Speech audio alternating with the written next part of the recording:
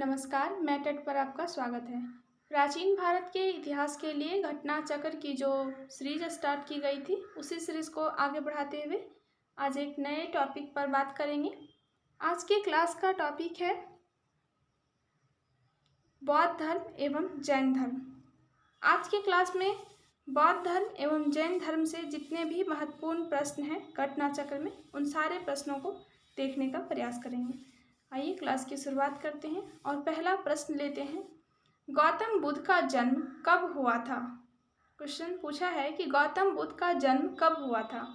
563 ईस्वी पूर्व, 558 ईस्वी पूर्व, 561 ईस्वी पूर्व या 544 ईस्वी पूर्व। तो इसका सही आंसर हो जाएगा 563 ईस्वी पूर्व। गौतम बुद्ध का जन्म कपिल वस्तु के निकट लुम्बिनी में 563 ईस्वी पूर्व हुआ था।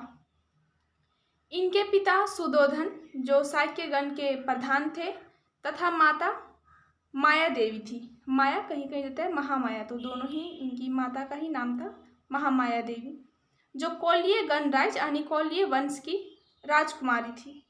29 वर्ष की अवस्था में इन्होंने गिरह त्याग किया, जिसे बौद्ध ग्रंथों में महाभी निष्कर्मण की संज्ञा दी गई है। यानी कि गौतम बुद्ध जब गिरह त्याग किए, उस घटना को बौद्ध ग्रंथों में महाभी निष्कर्मण कहा जाता है।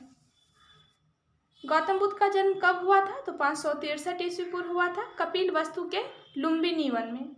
इनके पिता का नाम सुदोधन था और इनकी माता का नाम माया देवी था। इनके पिता शाक्यगण के प्रधान थे, जबकि इनकी माता कोल्य वंश की राजकुमारी थी। इन्होंने 29 वर्ष की अवस्था में गिरह त्याग किया था, जिसे बौद्ध ग्रंथों में महाभी निष्कर्मण कहा जाता है। अगला प्रश्न है, बुद्ध के जीवन की किस घटना को महाभी निष्कर्मण के नाम से जाना जाता है? तो उनका गिरह त्याग। बुद्ध के जीवन की किस घटना को महाभी निष्कर्मण के रूप में जाना जाता है? तो उनका गिरह त्याग। गौतम बुद्ध के द्वारा जो गिरह त्याग किया गया 29 वर्ष की अवस्था में, उसे ही बौद्ध ग्रंथों में महाभी निष्कर्मण कहा जाता है। अगला प्रश्न है, गौतम बुद्ध की माँ किस वंश से संबंधित थी? गौतम बुद्ध की माँ किस वंश से संबंधित है? तो वह कोल्य वंश से संबंधित थी। कोल्य वंश की राजकुमारी थी उनकी माँ, और इनकी माँ का नाम था माया देवी। अगला प्रश्न है, बुद्ध का जन्म हुआ था, गौतम बुद्ध का जन्म कब हुआ था और कहाँ हुआ था? तो अभी जो सवाल पूछा है इसमें ऑप्शन दिया हुआ है कहाँ, वैशाली में, कपिलवस्तु में, लुम्बिनी में, पाटलिपुत्र में। तो देखिए इसका एग्जैक्ट आंसर दे दिया है लुम्बिनी में, तो इसका सही आंसर हो जाएगा लुम्बिनी, कपिलवस्तु के लुम्बिनी में। तो यहाँ लुम्बिनी दिया है, तो इसका सही आंसर हो जाएगा लुम्बिनी। अगला प्रश्न है, निम्न में से कौन सा नाम बुद्ध का दूसरा नाम है? पार्थ, परछन, आगे देखिए, आगे है मिहिर या गुडाकेश, इनमें से कोई नहीं। तो एक भी सही नहीं है, क्योंकि गौतम बुद्ध के बचपन का नाम सिद्धार्थ था, तो इनका दूसरा नाम भी सिद्धार्थ ही होता, लेकिन सिद्धार्थ ऑप्शन में नहीं है, तो इसका सही आंसर हो जाएगा इनमें से कोई नहीं। अगला प्रश्न है, निम्नलिखित में से किस राजवंश के अभिलेख से इस परंपरा का समर्थन होता है कि लुम्बिनी शाक्यमुनि बुद्ध का जन्म स्थान था? कह रहा है कि निम्नलिखित में से किस राजवंश के अभिलेख से इस परंपरा का समर्थन होता है कि लुम्बिनी शाक्यमुनि बुद्ध का जन्म स्थान था? किस अभिलेख से पता चलता है? तो यह मौर्यों के अभिलेख से पता चलता है। मौर्य वंशीय शासक अशोक के रुम्मीदेई अभिलेख से सूचना मिलती है कि शाक्यमुनि बुद्ध का जन्म लुम्बिनी में हुआ था। इस अभिलेख के अनुसार अशोक राज्याभिषेक के 20 वर्ष बाद यहाँ आया था। उसने उस स्थान की पूजा की थी जहाँ शाक्यमुनि बुद्ध का जन्म हुआ था। साथ ही इस अभिलेख में लुम्बिनी के बुद्ध का जन्म स्थल होने के कारण इसे कर छूट प्रदान करने की घोषणा का भी उल्लेख किया था। तो किस अभिलेख से जानकारी मिलती है कि गौतम बुद्ध का जन्म लुम्बिनी शाक्यमुनि, किनका जन्म लुम्बिनी में हुआ था? तो मौर्य वंशीय शासक अशोक के रुम्मीदेई अभिलेख से इसकी जानकारी मिलती है। अगला प्रश्न है, निम्नलिखित में से कौन सा एक अभिलेख, एक अशोक का अभिलेख इस परंपरा की पुष्टि करता है कि गौतम बुद्ध का जन्म लुम्बिनी में हुआ था? तो एकमात्र ऐसा अभिलेख है जिससे जानकारी मिलती है कि गौतम बुद्ध का जन्म लुम्बिनी में हुआ था। तो यह अशोक का अभिलेख है, यानी कि मौर्य वंशीय शासक अशोक का अभिलेख है। और इस अभिलेख का नाम क्या है? तो रुम्मीदेई स्तंभ अभिलेख। अगला प्रश्न है, निम्नलिखित में से किस राजा के एक अभिलेख से सूचना मिलती है कि शाक्यमुनि बुद्ध का जन्म लुम्बिनी में हुआ था? तो किस राजा के अभिलेख से? अशोक राजा के अभिलेख से। और अशोक किस वंश का राजा था? तो मौर्य वंश का तीसरा राजा था। और इसके अभिलेख का नाम था रुम्मीदेई अभिलेख। इसी अभिलेख से गौतम बुद्ध के बारे में जानकारी मिलती है कि उनका जन्म लुम्बिनी में हुआ था। अगला प्रश्न है, महात्मा बुद्ध का महापरिनिर्वाण कहाँ हुआ था? महात्मा बुद्ध का महापरिनिर्वाण कहाँ हुआ था? तो महात्मा बुद्ध का महापरिनिर्वाण यानी कि इनकी मृत्यु कुशीनगर में हुआ था। तो इसका सही आंसर हो जाएगा कुशीनगर, ऑप्शन सी। बौद्ध धर्म का प्रचार करते हुए महात्मा बुद्ध मल्लों की राजधानी पावा पहुंचे, जहां वे चंदू नामक लुहार की आम्र वाटिका में ठहरे। उन्होंने बुद्ध को सूखकर मद्य खाने को दिया। इससे उन्हें रक्ततिसार हो गया और भयानक पीड़ा उत्पन्न हुई। इस वेदना के बाद भी वे कुशीनारा मल्ल गणराज्य की राजधानी पहुंचे। यहीं 483 ईस्वी पूर्व में 80 वर्ष की अवस्था में उन्होंने शरीर त्याग किया। बौद्ध ग्रंथों में इसे महापरिनिर्वाण कहा जाता है। देखिए, गौतम बुद्ध के द्वारा जब गिरह त्याग किया गया उसे बौद्ध ग्रंथों में कहा गया है महाभि निष्क्रमण, और जब इनका मृत्यु हो गया, निधन हो गया, उसे कहा गया है बौद्ध ग्रंथों में महापरिनिर्वाण। और यह कहाँ हुआ? तो कुशीनगर में हुआ, मल्लों की राजधानी कुशीनगर में। कहा गया है कि चंदू के द्वारा यहाँ इन्हें जो भोजन दिया गया था उसी भोजन खाने के बाद इनकी मृत्यु हो गई। और कब? तो 80 वर्ष की अवस्था में इन्होंने शरीर त्याग किया और 483 ईस्वी पूर्व। अगला प्रश्न है, गौतम बुद्ध का महापरिनिर्वाण जिस राज्य में हुआ था वह है?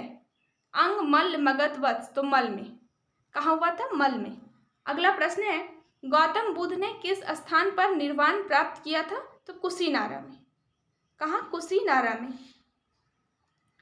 अगला प्रश्न है, महात्मा बुद्ध का महापरिनिर्वाण किसके गणतंत्र में हुआ था? मल्लों के, शाक्यों के, पालों के या लिच्छवियों के? तो इसका सही आंसर हो जाएगा मल्लों के गणराज्य में इनका महापरिनिर्वाण हुआ था। इन्हें महापरिनिर्वाण की प्राप्ति हुई थी। अगला प्रश्न